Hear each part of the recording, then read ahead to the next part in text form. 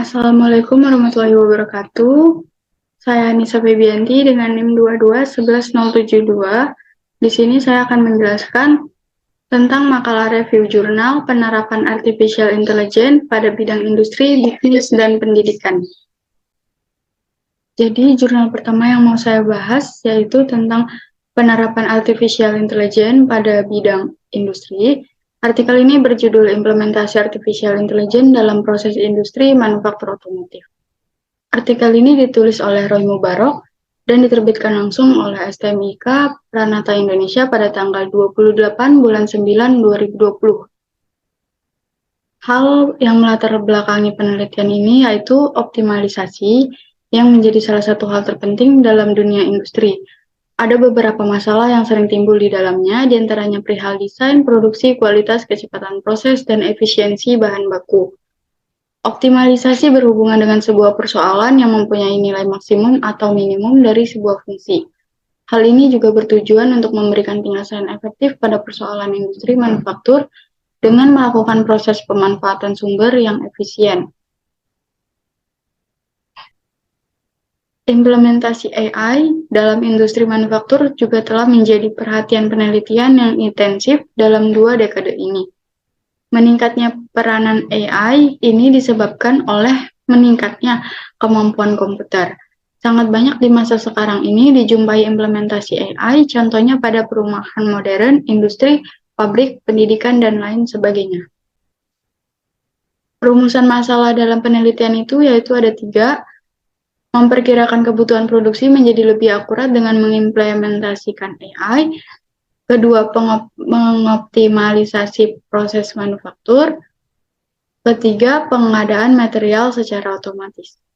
Tujuan dari penelitian ini yaitu penerapan teknik kecerdasan buatan artificial intelligence atau AI untuk meminimalisir waktu proses dan memaksimalkan keuntungan.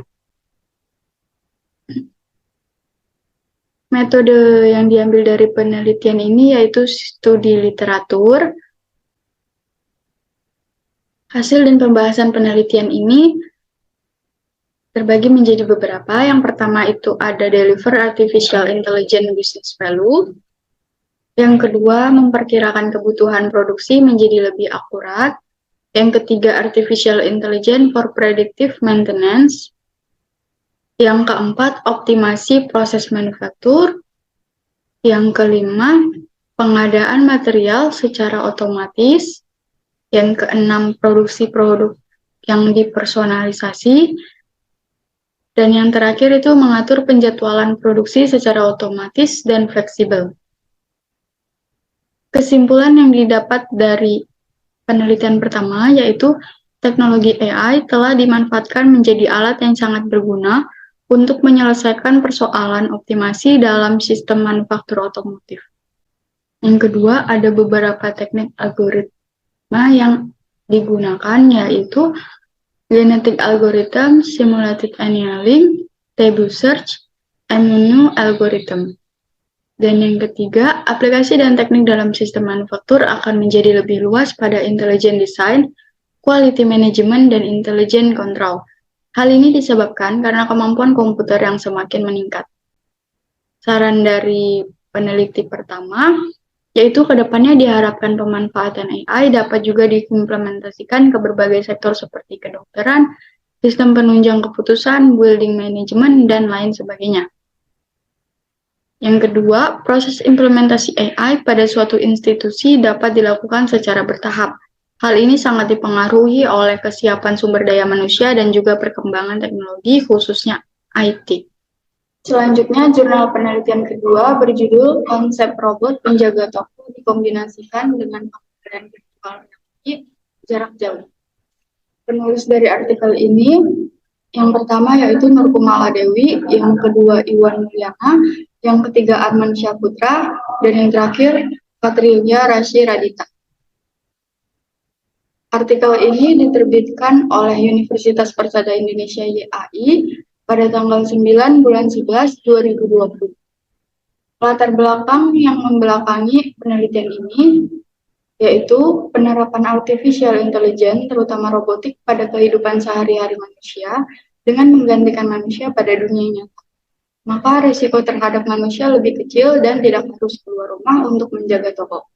Penelitian ini dibuat karena di masa pandemi virus corona atau COVID-19, orang sangat disarankan agar mengurangi aktivitas di luar rumah.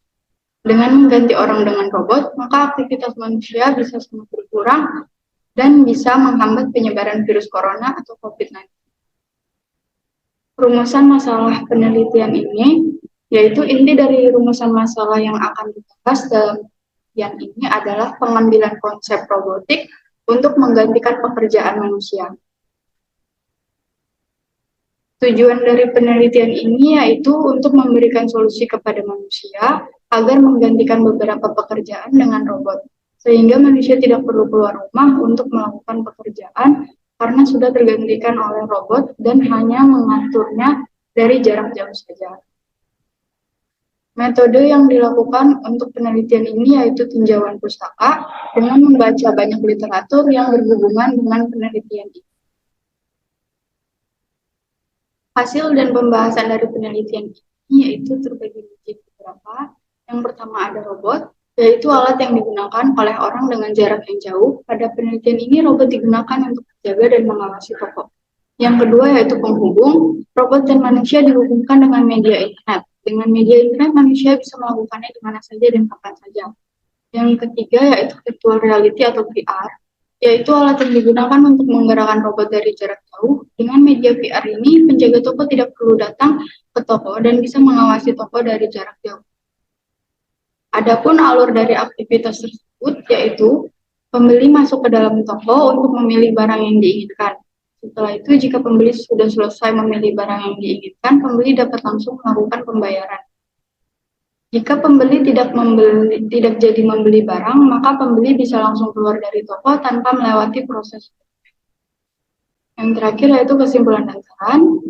Kesimpulannya yaitu penggunaan robot di sebuah toko yang dijalankan dari jarak jauh sangat efektif, karena manusia tidak perlu datang ke toko dan hanya menjalankan robot dari rumah.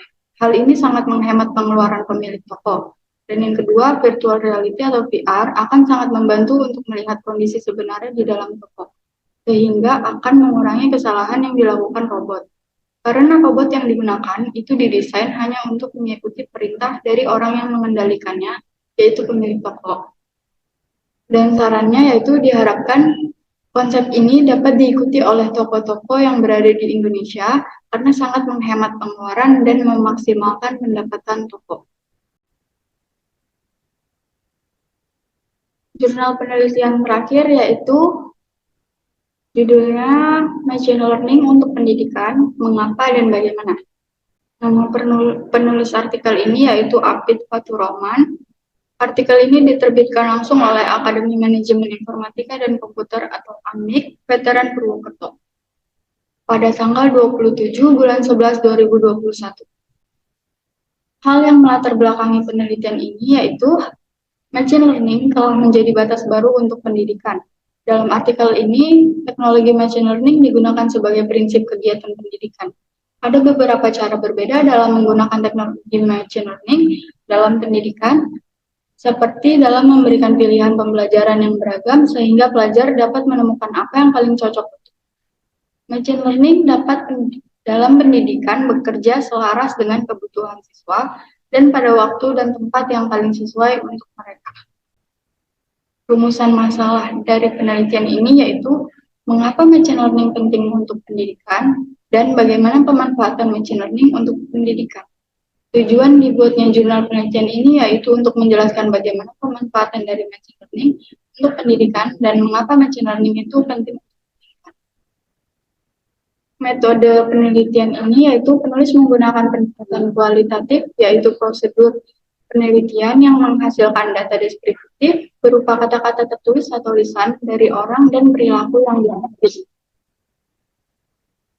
Penelitian ini juga menggunakan metode deskriptif analisis, yaitu metode ini digunakan untuk meneliti kejadian yang sedang berlangsung dan berhubungan dengan kondisi pada masa sekarang. Adapun teknik pengumpulan data yang digunakan oleh penulis dalam penelitian ini disesuaikan dengan fokus dan tujuan penelitian, yaitu studi pustaka atau library research. Proses studi literatur melibatkan pengumpulan berbagai buku, majalah, dan pamflet yang berkaitan dengan masalah yang dihadapi dan tujuan studi. Adapun hasil dan pembahasan dari penelitian ini, yang pertama yaitu tentang mengapa machine learning penting untuk pendidikan.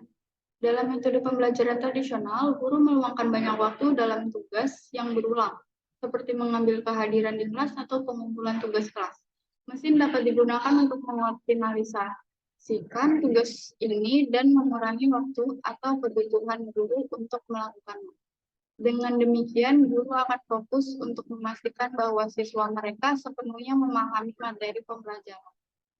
Dengan menggunakan mesin juga, guru dapat memantau setiap siswa dan mengevaluasi kemajuan pembelajaran mereka secara individu. Yang kedua yaitu tentang bagaimana pemanfaatan machine learning. Machine learning membantu mengidentifikasi kebutuhan setiap siswa sehingga guru dapat membedakan antara masalah umum di kelas dan yang khusus untuk masing-masing siswa. Machine learning membantu dalam penilaian dengan memantau skor siswa dalam tugas dan tes mereka. Machine learning juga dapat membantu guru untuk mengatur informasi yang diajarkan kepada siswa. Adapun kesimpulan yang didapatkan dari penelitian ini yaitu machine learning dengan AI telah membuka kemungkinan luar biasa di berbagai bidang. Hal ini terjadi dalam sektor pendidikan dan bidang yang terkait dengan pendidikan. Akan ada adopsi machine learning yang stabil di berbagai bidang yang menjadi perhatian teknologi pendidikan. Kemajuan yang dibuat dalam mengadopsi machine learning ke dalam sektor pendidikan telah secara signifikan menghemat waktu guru, baik di kelas maupun kegiatan yang tidak terikat dengan jelas. Jadi kesimpulannya yaitu berdasarkan pembahasan yang dilakukan, ada beberapa kesimpulan yang saya ambil yaitu yang pertama, artificial intelligence berperan penting dalam kehidupan sehari-hari untuk meningkatkan efektivitas manusia. Yang kedua, AI yang digunakan dalam dunia bisnis ataupun industri dapat meningkatkan kualitas kerja dan keunggulan dalam persaingan. Dan yang terakhir, AI dalam dunia pendidikan dapat menunjang kualitas pembelajaran serta mempermudah proses belajar dan mengajar. Adapun sarannya yaitu berdasarkan pembahasan dan kesimpulan yang telah saya sampaikan, saya berharap agar masyarakat dapat menerapkan teknologi untuk membantu serta mempermudah kegiatan maupun pekerjaannya sehari-hari. Sekian dari saya. Terima kasih dan mohon maaf jika banyak salah kata. Wassalamualaikum warahmatullahi wabarakatuh.